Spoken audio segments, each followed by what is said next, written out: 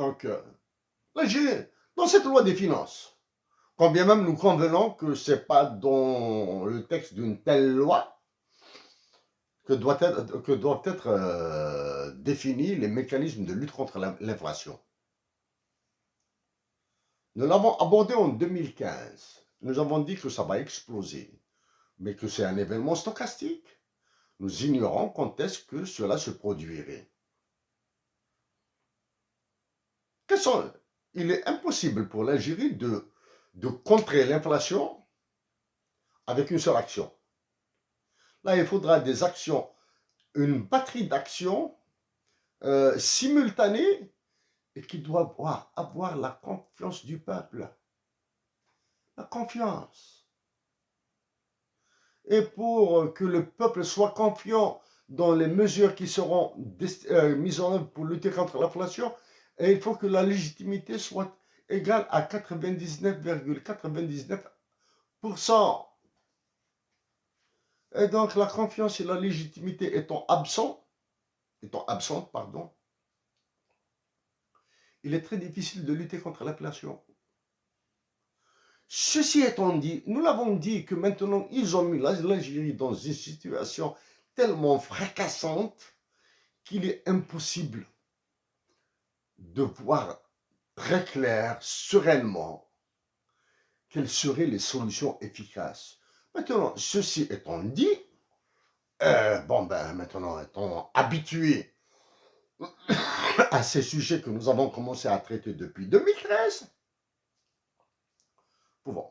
Donc, première opération, la baisse des salaires, des pensions de retraite. Les hauts salaires doivent être explosés. Explosés. De démonétisation. Il faudra démonétiser pour ramener l'argent vers la banque de force. Et ça, nous l'avons dit en 2015, en 2017 et en 2018. Vous allez ramener votre argent de force dans les banques. Et c'est risqué, c'est grave, c'est une situation extrêmement grave qui peut engendrer des troubles noirs. Donc, baisser les salaires et les pensions de retraite, démonétiser les billets de 2000 dinars ou 3000 dinars, j'ignore quels sont tous les billets, toutes les monnaies fiduciaires qui existent en Algérie là. Ça c'est la première. Réduire le temps de travail pour créer de l'emploi et créer une inflation par la production. Quel est l'autre? Surévaluer le dinar. En surévaluant le dinar, nous allons réduire l'inflation importée.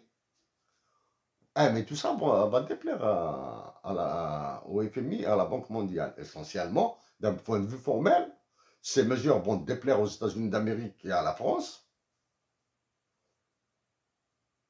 Elles vont déplaire.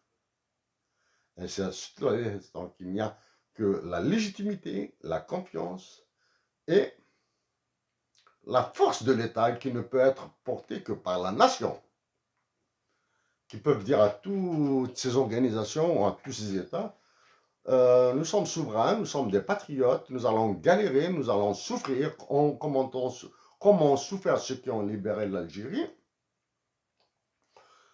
Et voici les procédures que nous allons mettre en œuvre pour lutter contre l'inflation. Démonétisation, augmentation du taux d'intérêt bancaire, surévaluation, réduction des salaires, création de l'emploi par la réduction du temps de travail. Nous le redisons une autre fois. Oui, nous avons contacté des syndicalistes pour les appeler au calme. Arrêtez ces histoires de grève-là pour faire plaisir aux services de renseignement, à la manipulation, etc., etc. Arrêtez ces histoires-là. Les députés et l'état-major, la présidence et le gouvernement ont suffisamment bousillé le pays. N'en rajoutez pas. Vous, les syndicalistes qui n'avez jamais travaillé. Vous êtes les plus grands feignants de l'Algérie. Avant de nous installer au Canada, nous avons travaillé en Algérie. Voilà. Alors, parmi les mesures qui remettront la confiance en Algérie, il y a d'autres. Bien sûr, que la justice, les magistrats, recouvrent un minimum de dignité professionnelle. Ne jamais s'attaquer à la dignité humaine et aux vies privées des individus. Jamais. Ils doivent recouvrer leur dignité professionnelle. Eh oui, l'arabisation a fait des ravages. Quels sont les autres signaux? Maintenant, compte que les Algériens patriotes, nous répétons que les Algériens patriotes ont gagné la bataille contre la déstabilisation de l'Algérie par des généraux algériens. Il reste une autre action salutaire. C'est le départ de quelques généraux encore en activité. Exemple, le chef d'état-major, celui qui prétend être le chef d'état-major de l'armée. Il doit rentrer chez lui.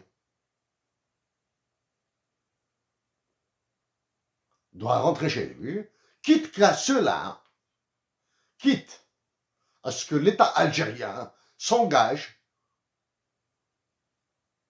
à le laisser tranquille.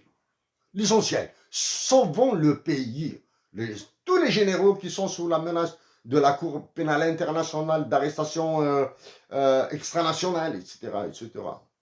Restez en Algérie, nous vous garantissons pas l'impunité. Nous vous garantissons la non-extradition vers des pays qui vont vous saquer là. Hein? Mais pas l'impunité. Il y a trop de vies qui demandent justice. En parlant de justice maintenant, en parlant d'impunité,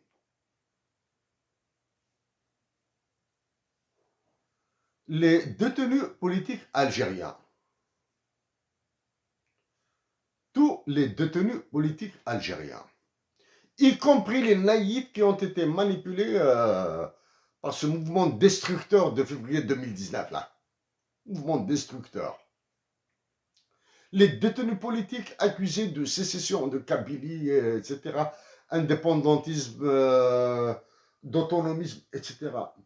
Tout cela doit être libéré immédiatement pour remettre de l'espoir. Ça, c'est la première. Deux, et les dédommager. Pour les dédommager, des généraux algériens et un système judiciaire qui utilise des Algériens comme boucliers, comme victimes expiatoires, est une honte. En plus d'être une violation massive des droits de l'homme, etc., c'est une honte. Chers compatriotes d'Algérie, bientôt, la France a pris la direction de l'Union européenne.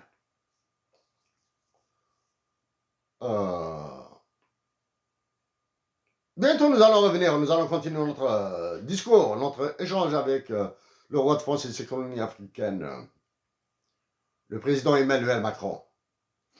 Même si la grippe nous dérange un petit peu, et nous nous excusons.